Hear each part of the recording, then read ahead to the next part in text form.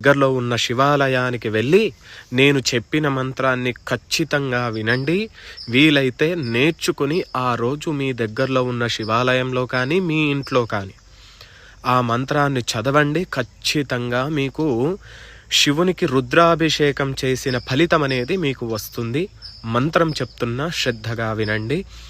హర హర హర నమః సోమాయ చ రుద్రాయ చ నమస్తామ్రాయ చ అరుణాయ చ నమః శంగాయ చ పశుపతయే చ నమః ఉగ్రాయ చ భీమాయ చ నమో అగ్రే వదాయ చ దూరే వదాయ చ నమో హంత్రే చ హనీయసే చ నమో వృక్షేభ్యో హరికేశేభ్యో నమస్తారాయ నమః శంభవే చ మయోభవే చ నమః శంకరాయ చ మయస్కరాయ చ నమః శివాయ చ శివతరాయ చ.